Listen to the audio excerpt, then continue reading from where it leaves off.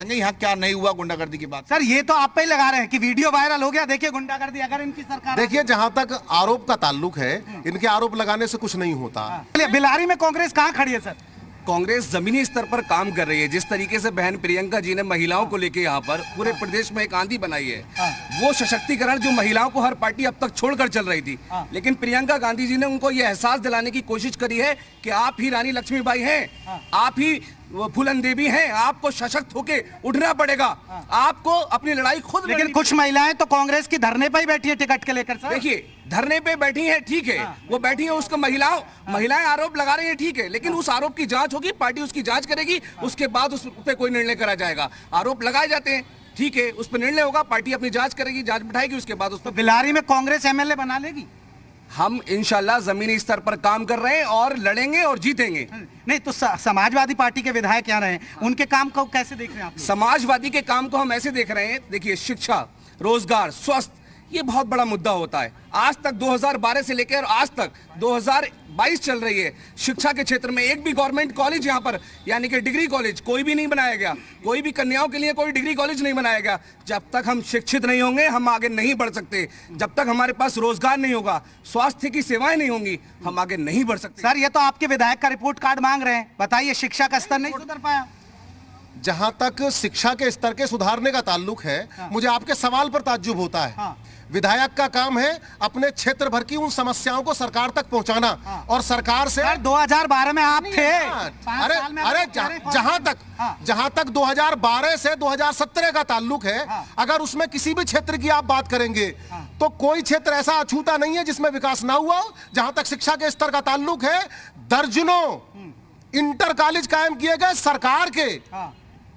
हमारे यहाँ बिल्कुल बराबर में नगलिया जट में है, नारायणपुर देवा में है। तो कह रहे मैंने गवर्नमेंट डिग्री कॉलेज की बात की है, इंटर कॉलेज में गवर्नमेंट डिग्री कॉलेज। आप सुनिए एक मिनट, देखिए अब मैं माजरत के साथ आपसे कहना चाहूंगा, मेरा जब हिसाब किताब किया जाएगा 2012 से 2017 का हिसाब किताब कर लिया गया, ठीक, 100 गांव विशेष योजना में चयनित किए गए, इनमें 17 से आज जो 22 हो गई, जो ये 5 साल है, एक भी किसी विशेष योजना में चयनित नहीं किया गया। हम पर आरोप यह लगाया जा सकता है कि आपने जो लोहिया गांव चयनित किए, जो जनेश्वर मिश्र चयनित किए, वो हो सकता है अपने समर्थकों के किए हों, लेकिन हमने तो डिमांड की जहां हम हारे हैं, उन्हें किसी भी नाम से दीजिए। बीजेपी देखिए सुनिए, सबसे पहली बात 12 से 17 की बात कर रहे हैं। 12 से 17 में सरकार थी, वो उपलब्धियां हैं, और 17 से 22 के वन में क्या ये विधायक नहीं थे?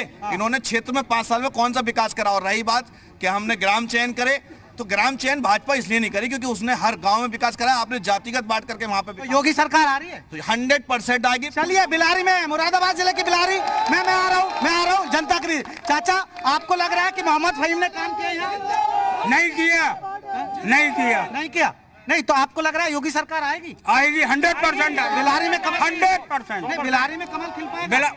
100% खिलने की उम्मीद है पूरी। अच्छा, नहीं तो बीजेपी का लग रहा है बीजेपी बिलारी में जीतती नहीं। इस बार बिलारी विधानसभा सीट पर 100% कमल खिलने जा रहा है, बहुत ही बड़े वोटों से बिलारी विधानसभा से। यहाँ साइकिल चलती है यहाँ। साइकिल पहले चलती थी, लेकिन अब साइकिल में पंचर करने का काम बिलारी की जनता करेगी। मैं लोगों के पास चलता हूँ।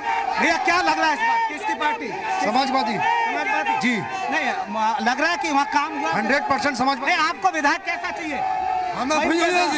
मोहम्मद फहीम जैसा। फहीम इरफान। चलिए मैं एक बार पूछूं, विधायक कैसा चाहिए आपको, एमएलए कैसा चाहिए अपने इलाके? हमारा एमएलए से चाहिए कि हमारे क्षेत्र में चोरी चकारी बंद हो, गुंडागर्दी कम हो। हमने इन 5 सालों में देखा है कि मुख्यमंत्री के आने के बाद गुंडागर्दी बहुत कम हुई है। हमारा किसान सुरक्षित बाहर सो रहा है और बाहर ही हमारे जानवर बन रहे हैं, कोई दिक्कत नहीं है। सपा सरकार में हमारी भैंसें जो हम पालते थे, 50-60 हजार का धन इकट्ठा करते थे, वो 1 मिनट में आकर सपा में आप कहते हैं गुंडागर्दी आई? बिल्कुल गुंडागर्दी, बिल्कुल।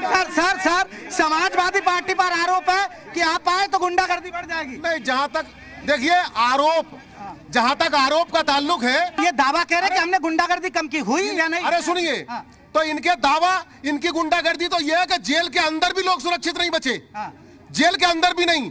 और जो विधायक थे जो उनके खिलाफ मुकदमा लिखाने वाले थे, रास्ते में उनको मार दिया गया। ठीक है, मतलब आप कह रहे हैं ये कह रहे हैं कि लॉ एंड ऑर्डर नहीं सुधरा। आप देखिए मुकदमों की बात कर रहे हैं, सपा सरकार में मेरे कार्यकर्ता मौजूद हैं, घर बैठे सोते हुए कार्यकर्ता पर झूठे मुकदमे लगाए गए इनकी सरकार में। आज वो कार्यकर्ता पीड़ित है। और रही बात ये कर रहे हैं कि अभी गुंडागर्दी की, तो यहाँ के विधायक ने जब से यहाँ विधानसभा सपा के विधायक रहे, ऐसा कोई क्षेत्र नहीं रहा जहाँ उन्होंने दलाली न करी हो, मक्कारी न करी। चाचा ये सही कह रहे हैं।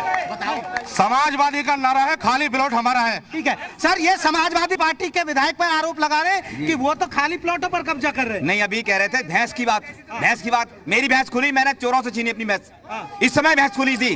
ये सब झूठ बोल रहे हैं सब। मैं और लोगों पे आ रहा हूँ, उधर लोगों से पूछ रहा हूँ। एक सवाल है, क्या आपको लग रहा है कि एमएलए कैसा चाहिए आप लोगों को? क्योंकि यहाँ बिलारी में कैसा विधायक चाहते हैं आप? मैं बताऊं। हाँ, हम बिलारी में ऐसा विधायक चाहते हैं जो सबका साथ दे और विकास करे, जो एक पार्टी के लिए, एक जाति के लिए काम ना करे।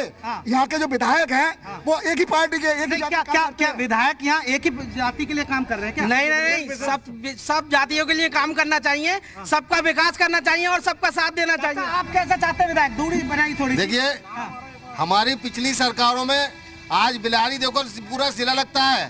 पहले सरकारों में यहाँ सड़कें टूटी फूटी रहती थी। उसके बाद मैं एक अध्यापक हूँ, मेरे इसी नगर के मेरे साथ के कम से कम 10 लोग सरकारी नौकरी पर लगे हैं। एक मेरा मित्र ऐसा था जिसकी 55 साल की उम्र हो गई थी और इस इलाके का बहुत इंटेलिजेंट टीचर था, उसे आज सरकारी बिना पैसे के, बिना लालच के उसे सरकारी नौकरी मिली। चाचा बदला। हाँ, बढ़िया सरकार और सरकार आएगी।